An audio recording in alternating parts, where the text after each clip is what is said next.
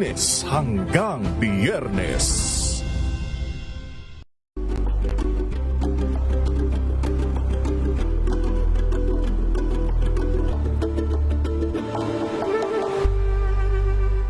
Maagang balitaan, maagang usapan sa mga issue at balita. Kasama si Kuya Angelo Palmones sa Magandang Umaga Pilipinas. Mula Lunes hanggang Biyernes.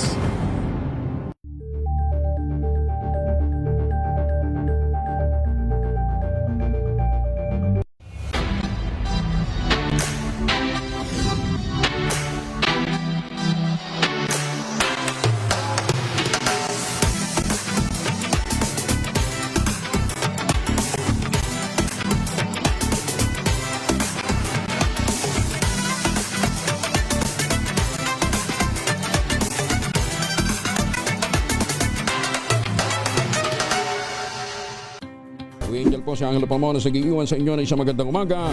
Maraming salamat. Life goes on! Nine, good morning, Lakay. Good morning, sister. At good morning. Magandang mainit na umaga.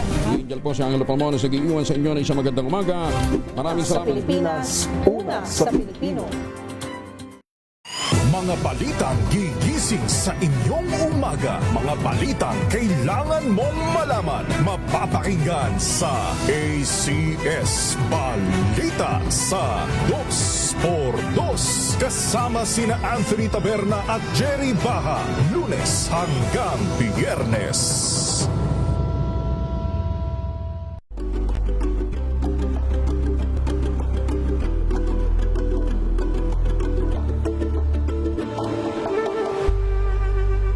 Alamin ang mga maiinit na isyung pambayan, mga balitang kailangan mong malaman, usapin sa pamahalaan, politika, ekonomiya at kabuhayan. Ito ang mga dapat mong malaman, pakialaman at pag-uusapan dahil kayo ang tinig ng mamamayan dito sa Damdaming Bayan.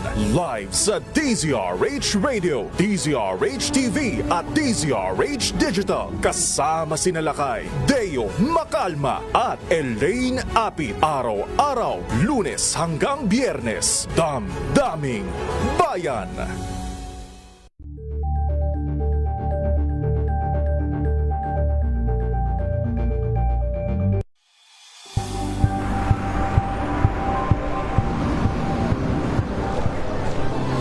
Ating mga eksperto. Dito lang sa Expert Opinion. Ito ang The Better News. TNVS. Trending and Isang fashion. kwento, iba't ibang anggulo. Dito, sa Point. Bawat pananagutan ating tatalakayin dito sa Hoy. Bawal yan. Filipino, dito lang sa Music, Mass Support, Entertainment and Lifestyle. Ito ang MBC TV Network News. Una sa Pilipinas, una sa Pilipino. The Better News. Una sa Pilipinas, una sa Pilipino. TNVS. Trending and variety show. Nakahandang Sa ating balitan mga kaibigan sa Rapido Hataw. Public Service Hour. Siyempre pa, una sa Pilipinas. Una Ayan sa ang kabuhanan din pala tuntunan ng break time. Sabay niyo na po ang mga balita at talakayan sa Balansyado. Maraming salamat. Tumunog na ang gandingan para sa kalikasan. Ang itinanghal bilang Best AM Radio Program Host ay si Cesar Chavez para sa special on Saturday ng DZRH.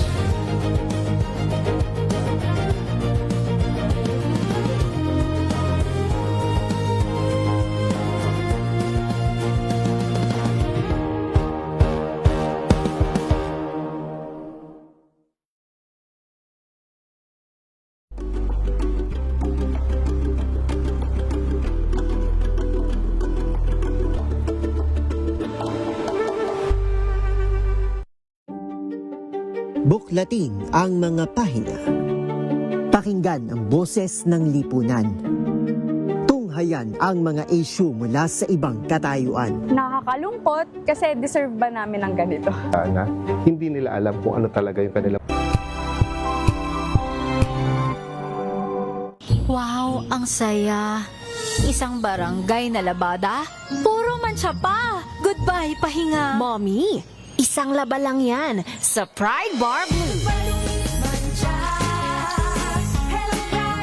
May powerful stain-away enzymes na malupit sa dumit mansya. At di masakit sa kamay. Isang laba lang yan. Hello, pahinga. Hello, Pride Bar Blue. ACS. Tanggaling-galing mo. Smart dishwashing paste ko. Pritong ulam na masebo. Plato ang kaldero. Tanggaling for everyday. Ganyan pag smart ang dishwashing paste. May double tanggaling formula. Tanggal ang sebo, tanggal ang bakterya. Bahid para walang bahid. Linis fantastic sa metal at plastic. Number 1 ko to. Tanggaling-galing mo. Smart dishwashing paste. ACS. Sa lahat ng bagay, simula pa lang, siguraduhing max protection na. Kasi pag kulang ang proteksyon, baka madaling masira. Sa ngipin, dapat may max protection din. Max Alaga ng Unique Toothpaste. With Max Protect Formula. Help stop cavities before they start. While keeping breath fresh. Try Unique Maximum Fluoride Protection. Para Max Alaga, Max Protektado. ACS. Tinesting, sinuri, siniyasan. Ang resulta? Super effective ang Shield sa pagpatay ng bakterya at virus. Shield Antibacterial Soap. Believe ang mga eksperto sa Philippine Nurses Association. At si Mami. Tiwala ako sa Shield. Shield Antibacterial Soap. Napatunayang mabisa. Ang mga nurse, tiwala. ACS. May nagbago. May arte. May budget.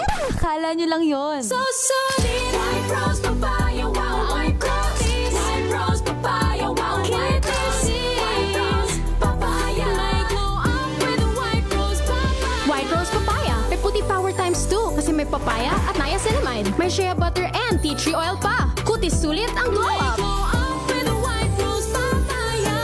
White Rose Papaya. Kutis sulit ang glow up. ACS. Galalala Fecon. Galalala Fecon. Ang bango ng sampayan. Tara na magsayawan. Calefabcon, amoy nakaka-joyful. Sa puso ng kalikasan, natatangi ang prutas ng mangosteen. Ito ay nagtataglay ng antioxidant compounds na alpha, beta at gamma mangosteen. Ang MX3 capsule ay isang food supplement na gawa sa natural na mangosteen. Ito ay tested and proven to help avoid knee joint pain discomfort para iwas-iwas sa sakit with long-term supplementation 2 capsules daily. MX3 capsule, tunay, natural at original. Mahalagang paalala, ang MX3 capsule ay hindi gamot at hindi dapat gamiting panggamot sa anumang uri ng sakit. Galalala Fecon. Galalala Fecon. Ang bango ng sampayan. Tara na magsayawan. Calefabcon, amoy nakaka-joyful.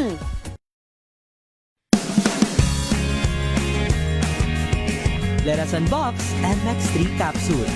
Each box has 60 vegetable capsules that tested and proven to help reduce pain discomfort. 2 capsules daily with healthy diet and exercise. MX3. Tunay, natural, at original. Mahalagang paalala, ang MX3 capsule ay hindi gamot at hindi dapat gamiting panggamot sa anumang uri ng sakit.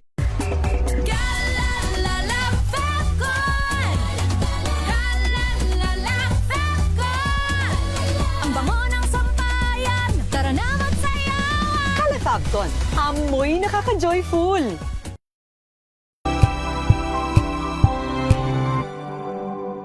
Ito ay bunsod ng naitalang 17 individual na ang kanilang naaresto. Metro Manila Development Authority o MMDA ang No Contact Apprehension Policy o NCAP sa Metro Manila. Sa ang ilang mga dokumento ay peke. Hindi rin legal ang employment na ipinangako sa kanila. Sa mata ng batas, mananagot ang sangkot at may sala. Dahil sa bawat paglabag, may karampatang parusa. Alamin ang mga pananagutan sa likod ng mga bawal. Dito sa Hoy, Bawal Yan, tuwing Sabado, alas 11:30 ng umaga. Dito lang sa DZRH TV.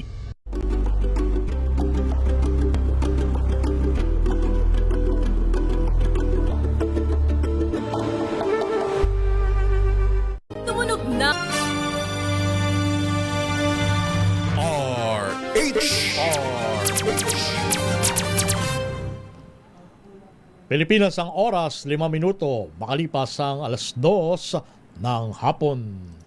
Walang patid na balita, walang tigil na impormasyon at tuloy-tuloy na reports kasama ang buong puwersa ng DZRH sa buong Pilipinas. Mula Luzon, Visayas at Mindanao, lahat ng malalaking balita, maiinit at viral. Hagip ng pinakamalawak na newscast sa buong Pilipinas. Rapido Hataw Balita. Rapido Hataw Balita. Kasama sina Ray Sibayan at Romel Fuertes. Rapido Hataw Balita. Mga malalaking balita, hahataw na!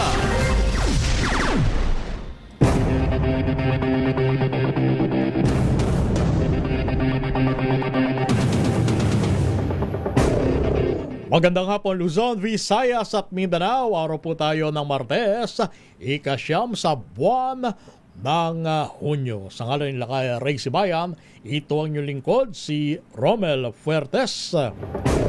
At welcome sa Rapido Hataw Balita. At narito ang ating headlines. Dami ng mga nasawi sa malakas na lindol sa Mindanao. Umabot na sa 37 ayon sa OCD. Mahigit naman sa 1,000 classrooms napinsala sa magnitude 7.8 na lindol sa Mindanao. Isang buwang sahod ng mga senador ng bagong majority i-donate sa mga biktima ng lindol. SONA 2026 ni Pangulong Marcos Jr. magiging simple. Utak sa G.I.C.Q. killing, arestado na. Unemployment rate sa bansa o bilang ng mga walang trabaho nabawasan. Isa patay, isa sugatan sa pananaksak sa Laguna. Isa ang patay sa paggunan lupa sa Mount Parker, South Cotabato. At pagkamatay ng dalawang varsity players sa Bipaculaw, Aurora, idineklarang aksidente at walang foul play ng PNP. Yan ang ating headlines at narito na ang detalye ng iba pang mga balita. Muli, magandang hapon na Pilipinas. Hindi bababa sa 1,000 silid-aralan mula sa 267 pampublikong paaralan ang napinsala dahil sa pagtama ng malakas na lindol sa Maasim, Sarangani. Batay sa Incident Management Report System ng Department of Education, pinakamarami sa naturang bilang ay mula sa Sultan Kudarat, kung saan 115 eskwelahan ang na-damage. Mabot din sa 1,900 at 79 na classrooms ang napuruan dahil sa malakas na lindol. 276 na silid-aralan naman ang nagtamo ng major damage habang 896 silid-aralan ang nagtamo ng minor damage. Sa kasalukuyan, mahigit 8,000 klase ang suspendido pa rin habang nagpapatuloy ang assessment sa lawak ng pinsalang idinulot ng 7.8 magnitude na lindol sa Mindanao. Isa sa ilalim sa psychological first aid ang mga estudyante sa Mindanao na apektado ng malakas na lindol kabilang sa bayan ng Maasim sa probinsya ng Sarangani. Sa panayam sa programang Damdaming Bayan, sinabi ni DepEd Assistant Secretary for Operations Jocelyn Andaya na hindi muna bibigyan ng worksheets ang mga bata. Sisiguraduhin muna na sila'y ligtas at nasa maayos na kalagayan bago simulan ang pasukan.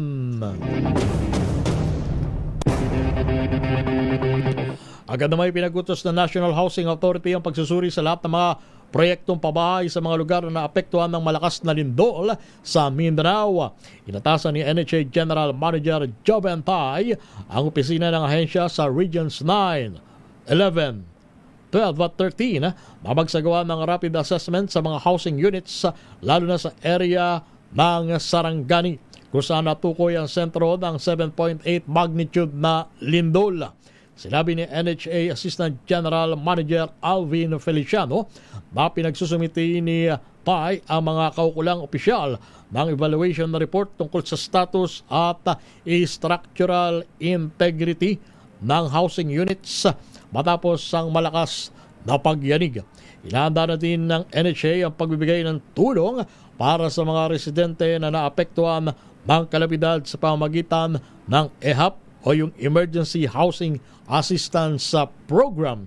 Ayon kay AGM Feliciano, inutusan ni GM Tay ang kanilang regional offices sa Mindanao na makipag-ugnayan sa mga apektadong LGUs para sa data verification ng mga benepisyaryo ng babanggit na programa. 11 minutos makalipas ang alas 2 ng hapon. Matapos ang isang dekada, naresto na ng Philippine National Police ang utak sa pagdukot at malagim na pagpatay sa Korean National na si G.X. Jo sa loob ng Campo Crame noong 2016. Inanunsyo ni DILG Secretary John Vic Remulla ang pagkakahuli kay dismiss Police Lieutenant Colonel Rafael Dumlao sa Pasong Tamo, Quezon City kanina pasado alas 5 ng umaga. Ayon kay Remulla, natiktikan si Dumlao ng ikasal ang kanyang anak na babae noong nakalipas na linggo. Pero mapupunta ang 1 million peso na reward o pabuya sa isang pinangalanang tipster na tumimbre ng eksaktong lokasyon ni Dumlao. Isa ang biktimang Korean National sa mga naging muka ng Oplan Tokang noong nakalipas na administrasyon. Magugunit ang dinukot sa kanyang bahay sa Angeles City sa Pampanga si G bago sinakal, pinatay, sinulog ang bangkay at ipinlash sa toilet sa Campo Crame. Unang inakwit ng hukuman sa Angeles si Dumlao pero binaliktad dito ng Court of Appeals noong 2024. Samantala, tuloy naman ang forensic ng autoridad sa gadgets ng mastermind upang matukoy kung may mga tumulong sa kanyang pagtatago sa batas. Ibinunyag naman ni Acting Senate President Win Gatchalian sa DZRH na may banta sa seguridad ng Senado. Sa panayam sa programang 2x2, sinabi ni Gatchalian na nagigpit na ng seguridad sa Senate premises kasunod ang natanggap na intelligence report. Ito niya ay para masiguro ang kaligtasan ng lahat ng mga senador at ang mahigit sa 2,000 kawani na Senado. Hindi naman sinagot ni Gatchalian ang tanong kung konektado ba ang mga banta sa umugong na ulat na lulusubin ang Malacanang sa June 12 na tapat sa araw ng kasarinlan.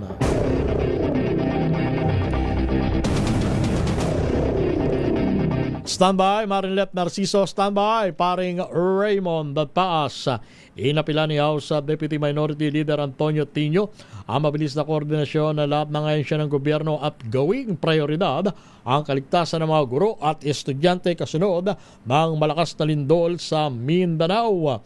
Sa initial report na natanggap ng Alliance of Concerned Teachers, sinabi ni Congressman Tino maraming school buildings sa Mindanao ang naapektuhan, kabilang na ang building ng Notre Dame of the Jangas University sa General Santos City. Pagkakataon na rin ito, anya, para marepaso ang school building standards at masiguro na mga itatayong paaralan ay makatutugon sa highest safety requirements. I-standby din Manang Milky Regonan. Bumaba ang bilang ng mga Pinoy na walang trabaho noong April. Ayon sa Philippine Statistics Authority, naitala ang 4.7% unemployment rate o katumbas ng 2.42 milyon na walang trabaho. Mas mababa sa 5% o 2.58 milyon na tambay noong buwan ng Marso. Kabilang sa mga sektor na nakita ng pagtaas ng employed persons, ang accommodation at food services activities, manufacturing, transport and storage, gayon din sa mining at quarrying at maging sa larangan ng edukasyon. Bumaba naman ang mga nagtatrabaho sa wholesale at retail trade, gayon din sa agriculture at forestry, fishing and aquaculture, administration and support at maging sa public administration and defense. Labas na tayo ng ating bilang ng patay sa lindol sa Mindanao, umakyat na sa 37 batay sa ulat ng Office of Civil Defense kay Pangulong Bongbong Marcos Jr. Ang detalye, ibalita mo yan, RH number 14, Maringlet Narciso. Maringlet. 37 na nga ang bilang ng namatay habang higit 450 ang mga nasugatan at may 4 pang nawawala matapos tumama ang malakas na lindol sa Mindanao. Batay ito sa pinakahuling update na ibinigay ng Office of Civil Defense kay Pangulong Bongbong Marcos kaugnay ng epekto at pagtugon ng pamahalaan sa sakuna. Sa isang video call, iniulat ni OCD Administrator Harold Cabrero sa Pangulo na nadagdagan at naging 33 ang bilang ng mga namatay sa Region 12 habang may 4 pang naitala sa Davao Occidental hanggang kaninang umaga. I just heard from Secretary Ted Herbosa that it's 19. I have here in your notes 37 patay. Yes sir, we just got an update from Glan Sarangani which accounted for additional casualties. So it increased for Region 12 it increased to 33 while we recorded 4 casualties in Davao Occidental, sir. Alright, so that is your latest number is 37 dead and 487 injured. Yes sir, yes sir. That's the latest sir as of this update this morning, sir. Okay, thank you, Yusek Cabrero. Ayon kay Cabreros, nagpapatuloy pa rin ang search, rescue and retrieval operation sa mga apektadong lugar. Ngayon anya ay mayroong isinasagawang retrieval operation sa General Santos City para sa 2 hinihinalang biktima at 4 pa sa Sarangani. Binanggit rin ng opisyal na wala namang pinsala sa lahat ng 44 na evacuation centers doon, maliban sa ibang hindi nagagamit dahil sa patuloy na mga aftershock. Ito si Let Narciso para sa DZRH. Una sa Pilipinas, una sa Pilipino. Maraming salamat Maringlet Narciso. Samantala, dako tayo sa mataas na kapulungan ng Kongreso. Isang buwan sahod ng mga senador ng bagong majority bloc i-donate sa mga biktima ng malakas na lindol sa Mindanao. Ibalita mo yan, RH number 28, Paring Raymond. Paring Raymond at Paas. Paring Raymond. Paring Romel, i-donate ng mga senador sa bagong majority ang kanilang isang buwang sahod para sa mga biktima ng lindol sa Mindanao. Ito ang inunsyo ni Senador Pangilo Ping Lacson kasunod ng pulong ng kanilang hanay. Ayon kay Lacson, maliit na bagay ito ngunit malaki ang maitutulong sa mga kababayan nating biktima ng 7.8 magnitude na lindol sa Mindanao. Hinimok nilang mga miyembro ng minority na samahan sila sa mungkayang ito dahil pare-pareho naman silang senador ng sambayan ng Pilipino. Kung sa 300,000 pisong sahod kada buwan ng 12 senador ng new majority ay may kabuang 3.6 million pesos ang kanilang donasyon. Sabi ni Lacson, hindi lang ang pinansyal na tulong ang mahalaga dito kundi paraan ito upang ipakita ang paigisan sa mga pamilyang nawalan ng mga ari-arian at membro ng pamilya. Pinatutunayan din ito na ang problema ay hindi nag-iisang hinaharap ng Mindanao. Ang kanilang kontribusyon ay papunta sa mga pangunahing pangailangan gaya ng pagkain, malinis na tubig, gamot at temporary shelter na ituturo mismo ng mga komunidad at mga responders. Dito si RH 28, Raymond Adpas para sa DZRH, una sa Pilipinas, una sa Pilipino. Samantala sa Kamara de Representantes, Sonat 26 ni Pangulong Marcos Jr. magiging simple. Ibalita mo yan, RH number 12, Manang Milky Regunan. Manang Milky, magandang hapon. Magandang hapon, Romel. Walang red carpet sa State of the Nation address ni Pangulong Bongbong Marcos na gaganapin sa July 27, 2026. Sa Interagency Coordination Meeting sa paghahanda sa ikalimang SONA ni Pangulong Marcos, sinabi ni House Secretary General Cheloy Garafil. Ang simpleng pagdaraos ng SONA ngayong taon ay hindi lang pakikiisa sa marami mga problema ng bansa, mataas na presyo ng mga produktong petrolyo, bilihin at iba pa. Ayon kay Garafil, sa kanilang ipapamahaging imbitasyon, nakaspecify na simple ang kasuotan, simpleng Filipiniana sa mga kababaihan at simpleng barong Tagalog sa mga kalalakihan. Sabi ni Atty. Garafil, lahat ng kanilang physical preparations ay hindi rin magarbo pero naayon sa okasyon dahil sa itong major event sa ating bansa. Narito si House Secretary General Atty. Cheloy Garafil. The operative word for this year, I think, will be a simple SONA, in keeping with the time. So there will be no red carpet, no long gowns.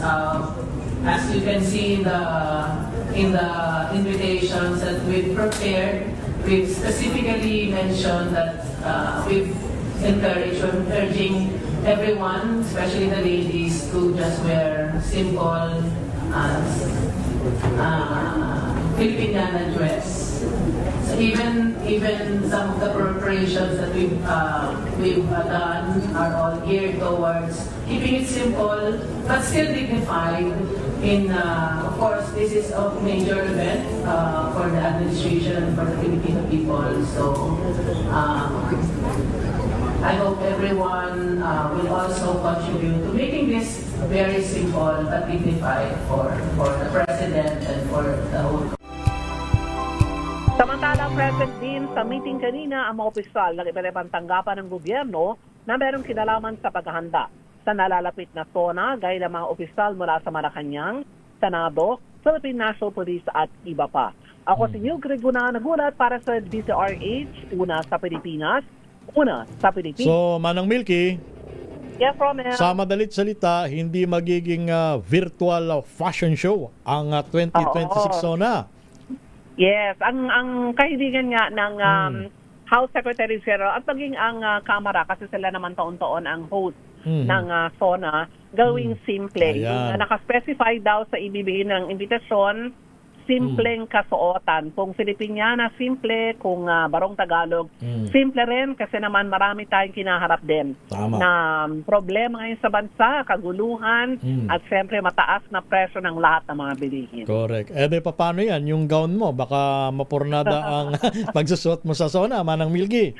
Buti na lang, si Romel, nalaman namin ng maaga ang direktiba ni SecGen.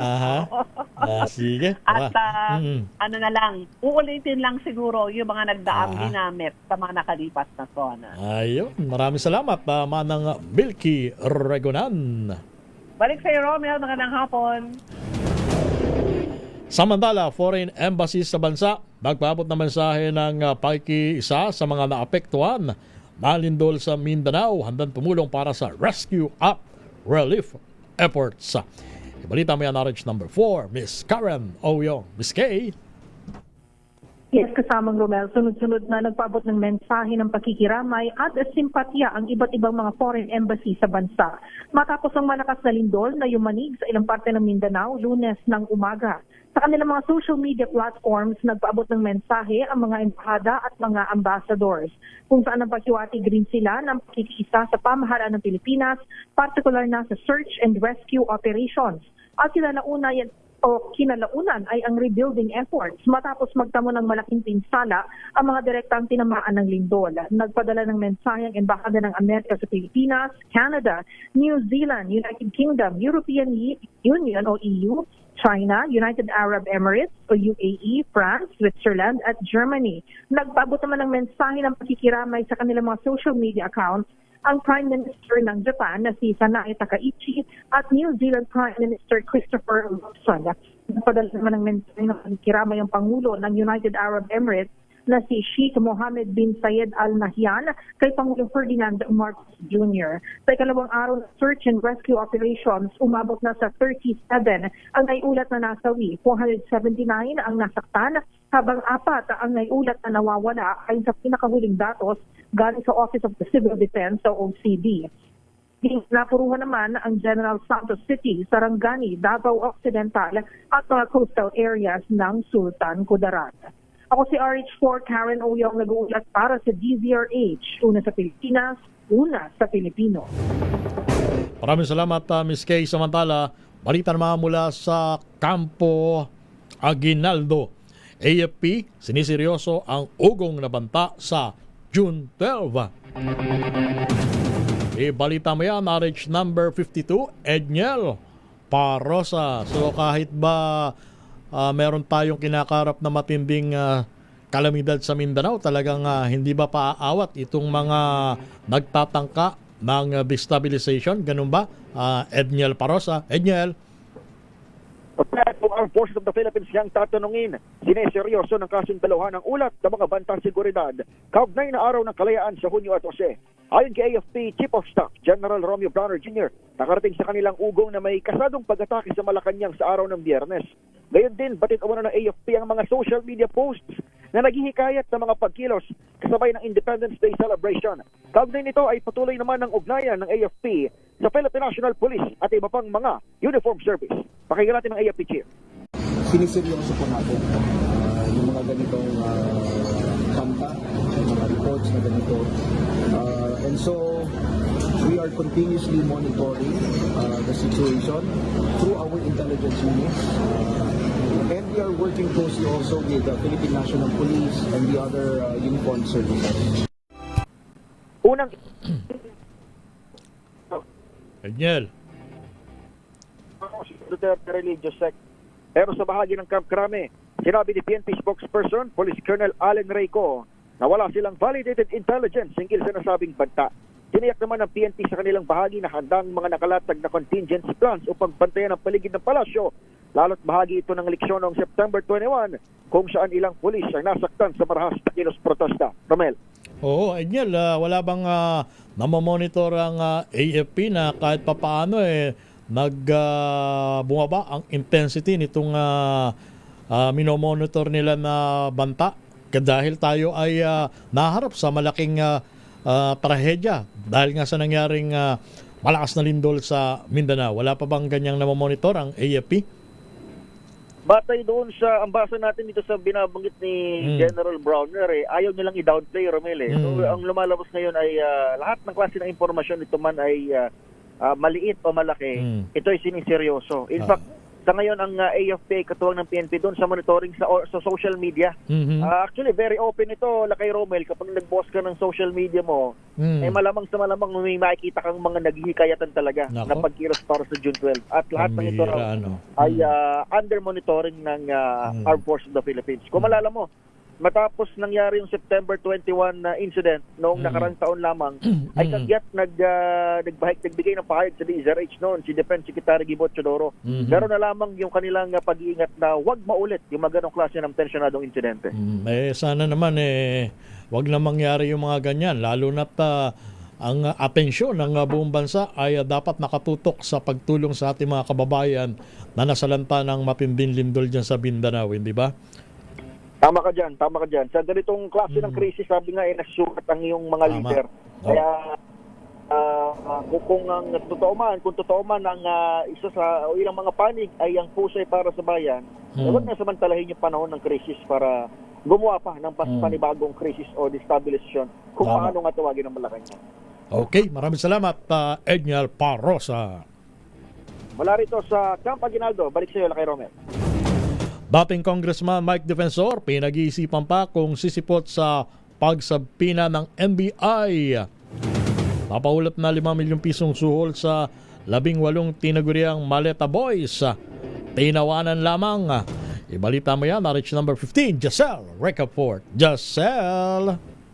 Lakay Romel, pinag-iisipan pa ni dating Congressman Mike Defensor kung sisipot sa pagsabpina ng National Bureau of Investigation. Tinawag niyang double hearsay yung impormasyon ni NBI Director Atty. Melvin Matibag na sinuhulan umano niya ng 5 milyong piso ang 18 maleta boys.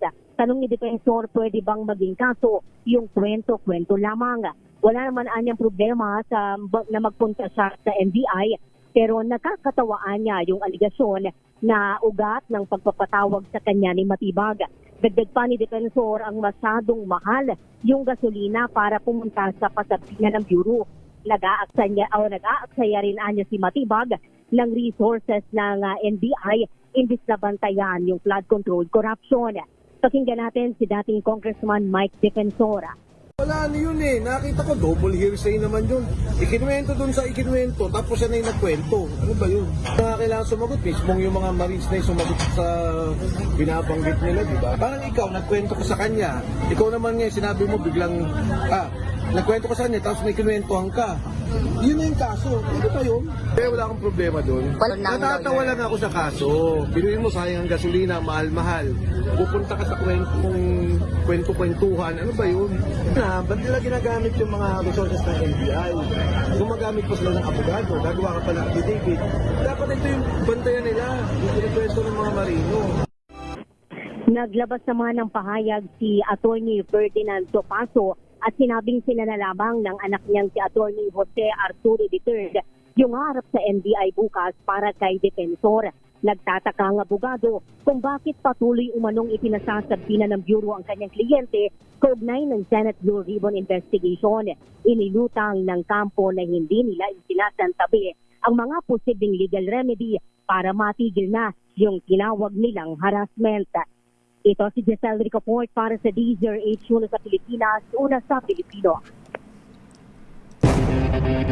Operasyon ng ilang hukuman sa Mindanao, suspendido ngayong araw dahil sa parin sa epekto ng malakas na lindol. Pina Nolasco ng RH number 9. Pina. Romel, nananatiling suspendido nga ang operasyon ng mga hukuman sa ilang bahagi ng Mindanao ngayong araw. Epekto yan ng magnitude 7.8 na lindol na yumanig sa rehiyon kahapon. Ayon sa Korte Suprema, layo ng suspensyon na bigyang daan ang patuloy na inspeksyon sa integridad na mga gusali ng Hall of Justice para matiyak ang kaligtasan ng mga kawani ng ahensya at ng publiko. Kabilang sa mga suspendido ang operasyon, ang lahat ng korte sa Sarangani Province, lahat ng korte sa Hall of Justice sa Davao del Sur, Second Municipal Circuit Trial Court o MCTC Hagonoy, Mantanao, MCTC sa Kiblawan sa Davao City. Kasama rin sa mga walang pasok na korte dahil sa Lindola, ang 5th MCTC Marita Santa Maria Don Marcelino, 6th MCTC Jose Abad Santos Sarangani o Balot Island sa Davao Occidental. Bukod pa rito ang lahat ng korte sa Panabo City, Davao del Norte, Regional Trial Court at Municipal Trial Court in cities ng Mati City sa Davao Oriental, lahat ng korte sa Hall of Justice sa Nabunturan, Davao de Oro at mga korte sa South Cotabato. Ito si RH19 na Nolasco para sa DZRH, una sa Pilipinas, una sa Pilipino. Maraming salamat Tina Nolasco. Samantala, ipinalabas na ban o pagbabawal sa pag-aangkat ng poultry products mula sa Argentina. Binawi na ng Department of Agriculture. RH number 5, Val Gonzales sa detalye. Val. Inanunsyo ngayon ng Department of Agriculture na muli nang bubuksan ang kalakalan ng manok at iba pang produktong poultry mula sa Argentina. Ito ay matapos makumpirmang napigilan na ang outbreak ng highly pathogenic avian influenza o bird flu sa nabanggit na bansa. Nilagdaan ni Agriculture Secretary Francisco Chu Laurel Jr. ang Department Circular number 29 na formal na nagpapawalang bisa sa Department Circular number 13 na ipinataw nitong unang bahagi ng taon. Sakop ng panang pag-aangkat ng domestic at wild birds, karne ng manok, day-old chicks, itlog at semilya ng manok mula sa Argentina. Batay sa opisyal na report ng veterinary authorities ng Argentina, wala nang naitalang karagdagang kaso ng avian influenza matapos ang unang outbreak, kaya ibinalik na ang status nito bilang ligtas sa sakit, ayon na rin sa pamantayan ng World Organization for Animal Health. Ako si Val Gonzales, DZRH, una sa Pilipinas, una sa Pilipino. Magkasama sa trabaho, magkapikunan, nauwi sa pananaksak, isa ang patay, isa ang sugatan sa bayan ng Fami, probinsya ng Laguna. Ibalita mo yan, RH number 27, Mr. Noche, Kakas. Mr. Noche. Romel, patay ang isang lalaki matapos saksakin ng katrabaho sa isang stockpile ng gravel and sand sa barangay Tunhakwan, Fami, Laguna. Inilala ang biktimang si alias Jorex ng barangay Mambugan sa lungsod ng Antipolo. Arestado naman ang suspect na si alias Juanito na sugatan at dinala rin sa ospital. Sa salaysay ng witness na si alias Daniel sa pulisya, magkausap ang dalawa hinggil sa kanilang trabaho na nauwi sa mainitang pagtatalo. Magluluto sana ng makakain ang suspect ng hampasin ng biktima ng isang metal pipe sa ulo. Dumipensa ang suspect at nasaksak rin nasaksak ang biktima sa iba't ibang parte ng katawan. Naisugod pa sa Pakil Hospital ang biktima, ngunit iniklarang dead on arrival ni Dr. Marjorie Oficial Gonzalez. RH27, Logicacas, DZRH, una sa Pilipinas, una sa Pilipino. Maraming salamat, Noche. Samantala, bagong talagang hepe ng Malabon PNP, agad pinalitan matapos ang 3 araw lamang na panunungkulan. Alamin natin ang dahilan. RH number 23, Edwin Duque. Edwin. Tama, pero di pa uminit ang kanyang sa kanyang trabaho bilang bagong hepe ng Malabon Police. Meron na agad kapalit ito si Police General Bernardo Enrique Jr. Base sa order mula naman sa HRPO, papalitan si Enrico de Police General Kenneth Pizon. Wala naman sa Manila Police District na kapupromote bilang senior superintendent ito lamang nakarang March 2026. Ay sa kay Enrico, tinanggap niya ang posisyon bilang tugon mula sa kanyang posisyon sa Northern Police District. Pero nakanda umano siyang bigyan daan kung sino ang naisip ng kanyang opisyal. Si Enrico ay matagal lang naging opisyal sa iba't ibang asangay ng PNP sa Naputas, Caloocan at Northern Police District, kung saan ay kanyang pinalitan kamakailan lamang si Police General Alan Osipit ng Ubo Naputo. At alukuyang pinaplano ng opisyal ang planong pangsikiridad dito sa lungsod ng Malabon ng malamang meron na itong kapalit. Balik sa Northern Police District si Enrico para ipatuloy ang manotungkulin na inatang naman sa kanya ng Northern Police District. RS1 Patria Nito, kinagulat sa TCRA, una sa Pilipinas, una sa Pilipinas. At sa ating pagbabalik, balita mula sa iba't ibang lalawigan. Oras natin, alas 2:37 ng hapon. Hello, Washi! Laundry day na naman! Yay! Anong meron? Mancha ng chocolate, putik, may libag pa! Kaya natin yan! With Pride Washing Machine Detergent, may triple stain-away formula. Tanggal ang makapit, madikit, at madupit na dumit-mancha. Kaya easy-easy ang labada. Mula noon hanggang ngayon! All you need is pride! All you need is pride! ACS. Jiggy Manikan po. Bilang isang broadcaster, mahalaga sa akin ang tamang impormasyon. Sa lahat ng bagay, kahit sa kape, mapanuri ako.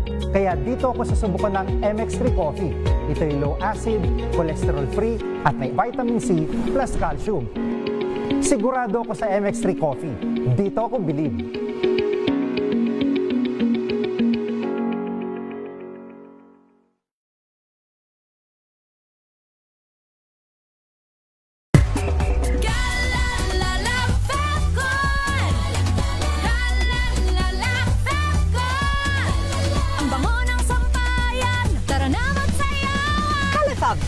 Amoy nakaka-joyful!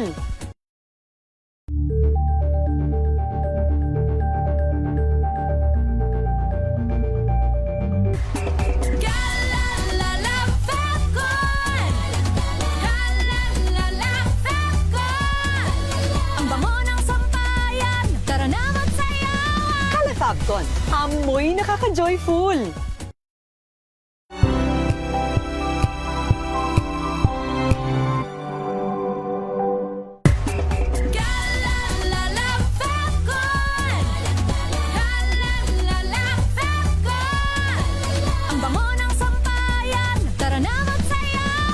Calafabcon, amoy nakaka-joyful!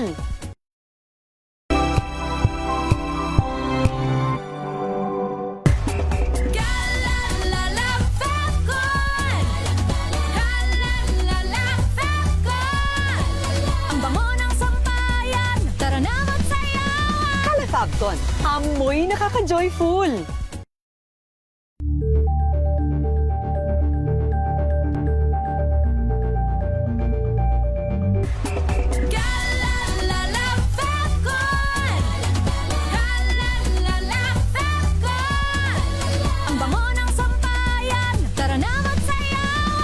Clapton. Amoy nakaka-joyful!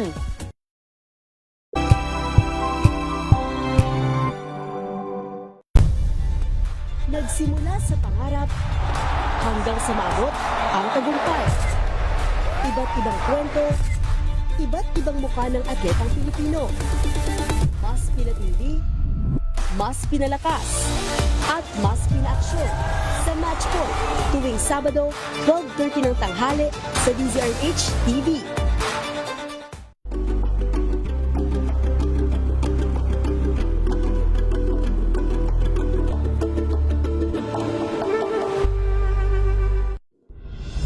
Tuloy-tuloy ang pagtulong, tuloy-tuloy ang pagseserbisyo, at tuloy-tuloy ang balitaan kasama si May Binauhan sa Operation Tulong mula Lunes hanggang Biyernes.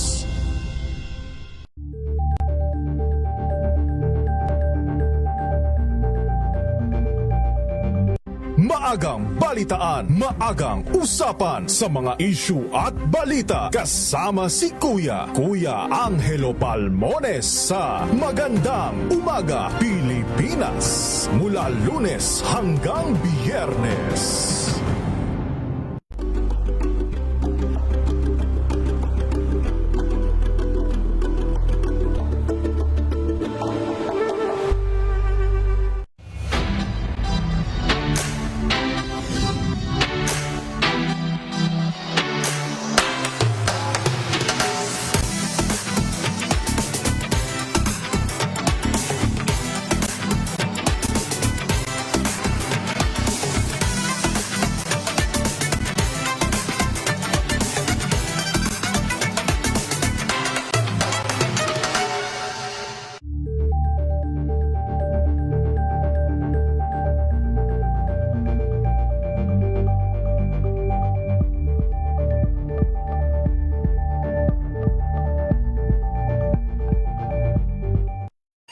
Mga balitang gigising sa inyong umaga. Mga balitang kailangan mong malaman. Mapapakinggan sa ACS Balita sa 2x2. Kasama sina Anthony Taberna at Jerry Baha. Lunes hanggang Biyernes.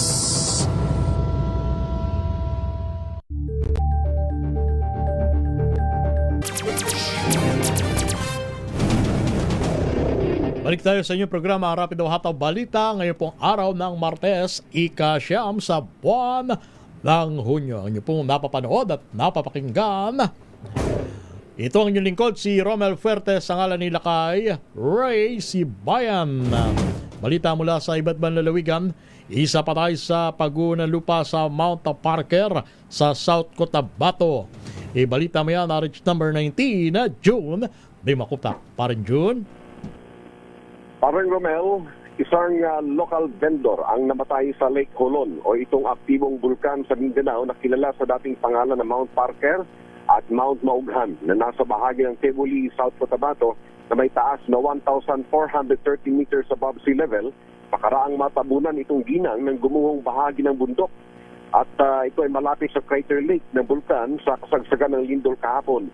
Ang biktima ay kinilalang si Manang Rosa, 47 years old, may asawa, residente ng Barangay Datal, Lanag, Tebuli. Maliban sa biktima, marami ring climbers ang inabutan ng pagyanig sa itaas na ligtas na dalitaling na nakababa kasama ang kanilang mga pamilya.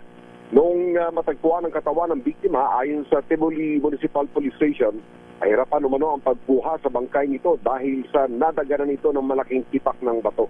Naibaba din ang bangkay ng biktima na naihatid sa kanilang pamamahay kahapon at ngayon ay doon ay nakaburol. Yan ang ating mga follow-up updates ng ugnayan sa malawakang lindol sa Mindanao. RH19, June Dimakutat, DZRH, una sa Pilipinas, una sa Pilipino. Pagkamatay ng dalawang varsity players sa Bipakulaw, Aurora. Aksidente at walang foul play ayon sa PNP Aurora. Maroon natin kasamang si RH number 25, Grace Sansano. Manang Grace. Romel, no foul play at purely aksidente. Ito ang ipinahayag ng Police Provincial Director ng PNP sa Aurora na si Colonel Pineda. Kanina, sa katatapos lamang na press conference, kanyang sinabi na ang malungkot na insidente ng pagkarunod ng dalawang varsitarian players mula sa Ateneo de Manila University. Ang sitwasyong ito ay nagpakarating na rin sa Sangguniang Panglalawigan. Kanina-kanina lang ang ilang mga miyembro ng Sangguniang Panglalawigan ng Aurora ay nagpaabot ng pakikiramay. Nanguna na nga rito kaninang umaga ang provincial governor ng Aurora na si Governor Galban. Ayon kay Governor Isidro Galban ay kanyang hinimok ang kanyang mga kababayan na pag-ibayuhin ang pagbabantay sa mga turista at mga dayuhang nagtutungo rito. Isa rin sa tututukan ngayon ng provincial government ng Sangguniang Panglalawigan ay ipapatawag ang mga hotel at resort owner, ganyan din ang sinasagawang PNP investigation at iba pang mga stakeholders, lalo na ang mga bayan dito sa Aurora. Yan ang ating update. Ito si RH25, Grace Garrison Spano. Una sa Pilipinas, una sa Pilipino. Isang guro sa Eastern Samar, sinaksak, patay, suspect arestado. RH number 32, Jimmy Angay. Jimmy. Patuloy ang investigasyon ng pulisya kaugnay sa natagpuang bangkay ng isang guro sa barangay Lang-Alang, Kinapudan, Eastern Samar. Kinilala ng PNP ang biktima si alias Leo, 36 anyos, isang pampublikong guro, binata residente sa naturang bayan. Batay sa pagsusuri ng Eastern Samar Provincial Forensic Unit, nagtamo ang biktima ng 3 saksak sa katawan. Sa investigasyon lumabas na huling nakitang buhay ang biktima noong gabi habang nakasakay sa motorsiklo kasamang isang lalaking kinilala na si alias Ryan. Sinundan umano sila ng isa pang motorsiklo patungo sa eskinita malapit sa tirahan ni Ryan. Nabatid din sa pagsusuri sa messenger account ang biktima. Nagkaroon ng komunikasyon at pagkikita na nakapagsunduan ang dalawa bago ang insidente. Sa pagpatuloy investigasyon, nagtungo ang mga otoridad sa bayan ni Ryan na malapit sa pangyarihan ng krimen kung saan nakakita ng mga bakas ng dugo. Dahil dito nagsagawa ng hot pursuit operation ng Kinapundan Municipal Police Station at Provincial Intelligence Unit sa pag-iugnayan sa Santa Rita Municipal Police Station na nagresulta sa pagkakaresto kay Ryan. Patuloy naman ang mas malalim na investigasyon upang matukoy ang buong motibo at iba pang posibleng sangkot sa krimen. Mula dito sa DYVL Action Radio Tacloban, ito si RH32 Jimmy Angay para sa DZRH, una sa Pilipinas, una sa Pilipino. Isang binata naman ang nasawi sa aksidente sa Poso Rubio, Pangasinan. Freddy Fajardo, ibalita mo yan. Hindi na umabot ng buhay sa Poso Rubio Community Hospital ang 21 anyos na binatang service crew matapos bumangga ang minamaneho niyang motorsiklo sa likuran ng truck. Batay sa ulat ni OIC Chief of Police Major Napoleon Eleccion Jr., naganap ang aksidente pasado alas 2:50 ng hapon kahapon sa National Highway sa Barangay Alipangpang ng nasabing bayan, kung saan ipapaliko umano sa kaliwa ang truck. Ng aksidenteng bumangga sa likuran nito ang biktima at sa lakas ng impact ay tumilapon ito na nagtamo ng malubang sugat sa ulo ang binata na siyang naging dahilan ng agaran niyang pagkamatay. Ang truck driver ay nasa kustodiya ngayon ng Poso Rubio Police Station para sa kaukulang disposisyon. Mula sa Action Radio Pangasinan, ito si Freddy Fajardo, RH30 taguulat para sa DZRH, una sa Pilipinas, una sa Pilipino. Standby Jocelyn Maque, standby Jane Bantayan, standby Jun Soter at standby Bani Kumilang. Oras natin 11 minutos bago sumapit ang alas 3 ng hapon.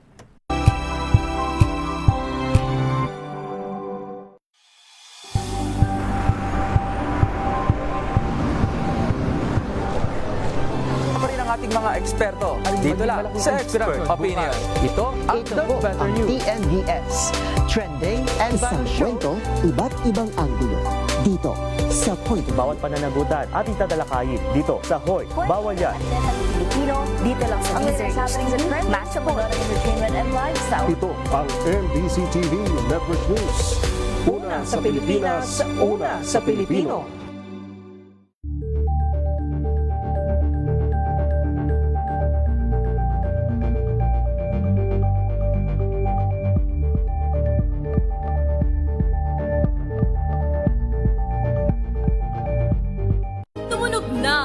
Gandingan para sa kalikasan ang itinanghal bilang Best AM Radio Program program host ay si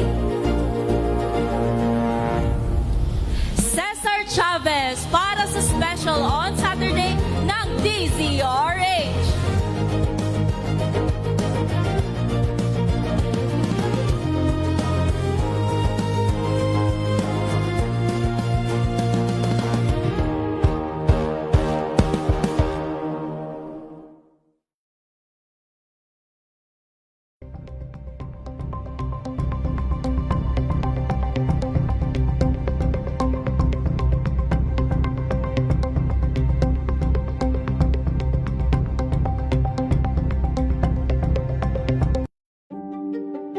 Buklatin ang mga pahina. Pakinggan ang boses ng lipunan. Tunghayan ang mga issue mula sa ibang katayuan. Nakakalungkot kasi deserve ba namin ng ganito? Na hindi nila alam kung ano talaga yung kanilang mga karapatan. Yung gobyerno, tinulungan nila yung kanilang magsasaka. Pinapatahimik tayong lahat using various laws. Through education, kayang-kaya nating baguhin yung ganitong klaseng pag-iisip. Isang kwento, iba't ibang anggulo. Dito, sa Point of View.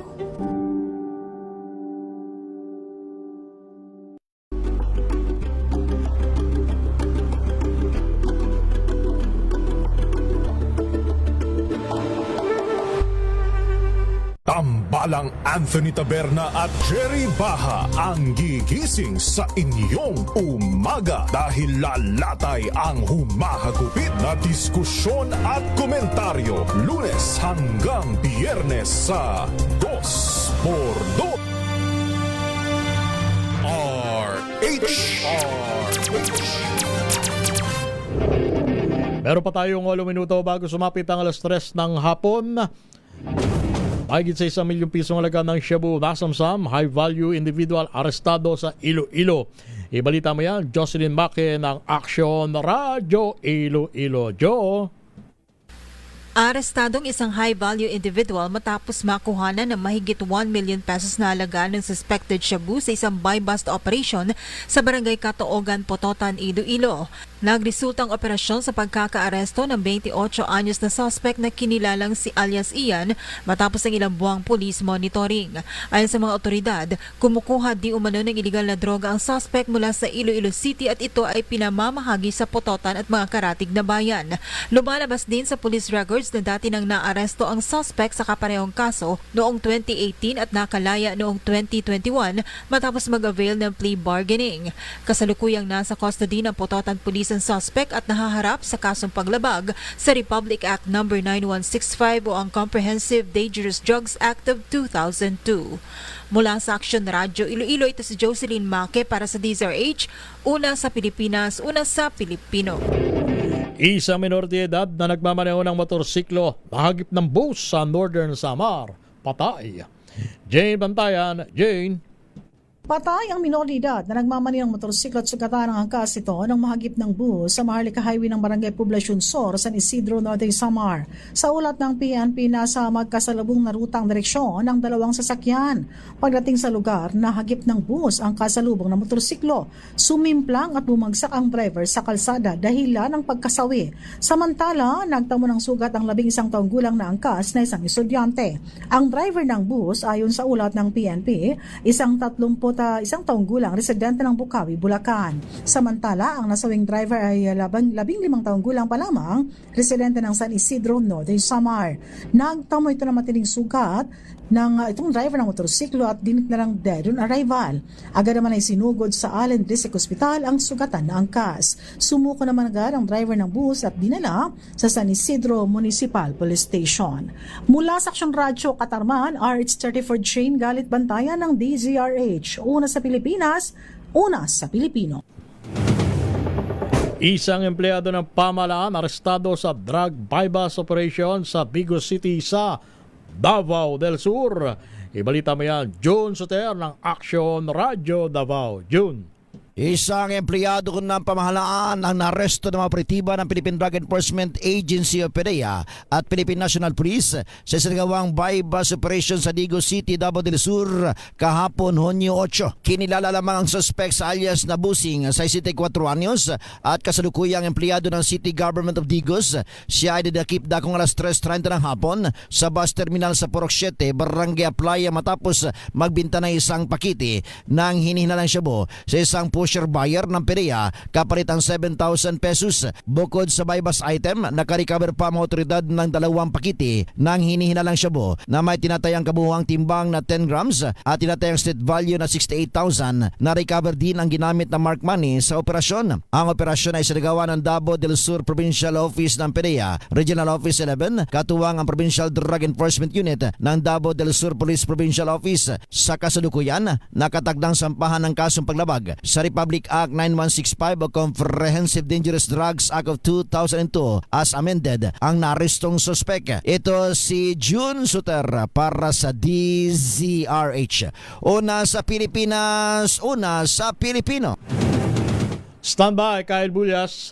Sundalo ay nireklamo ng pang-aabuso, attempted kidnapping at usurpation of authority sa Bataan.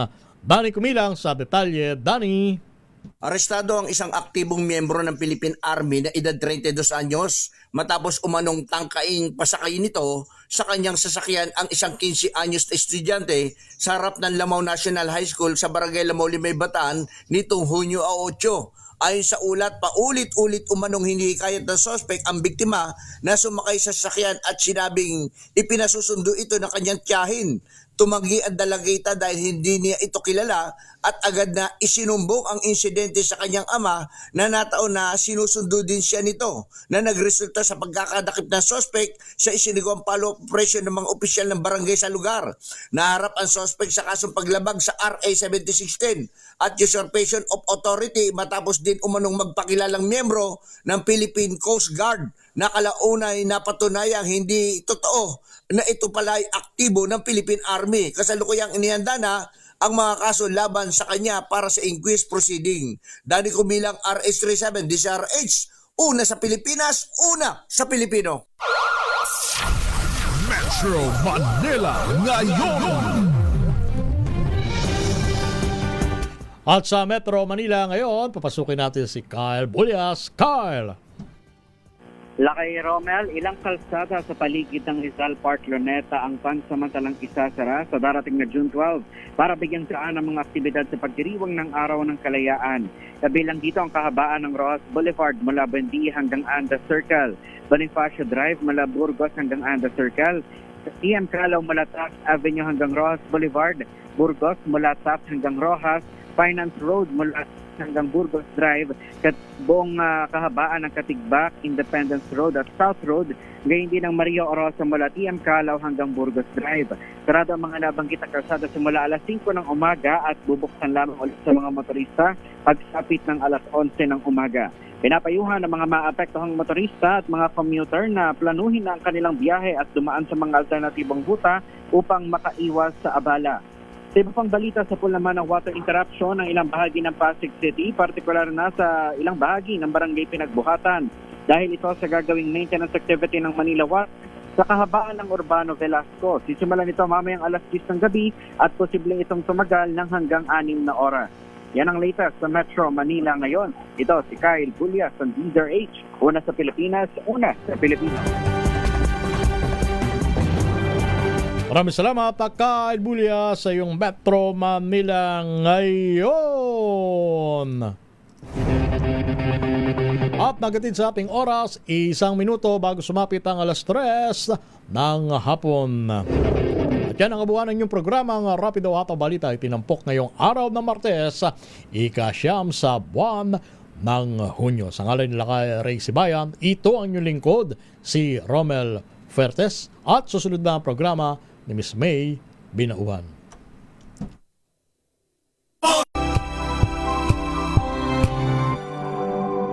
Wow, ang saya.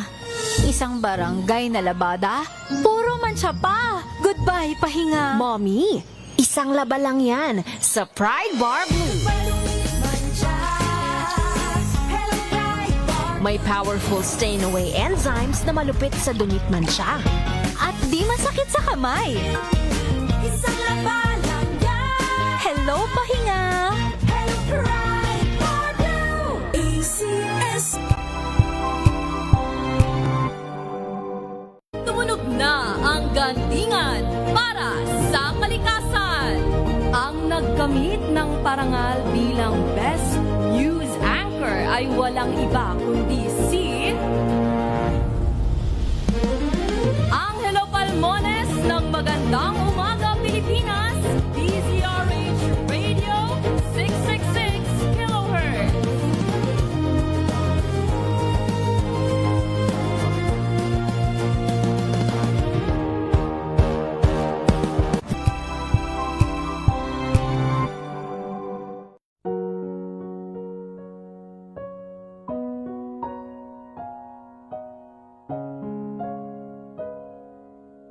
Pumanaw ka, Jesus.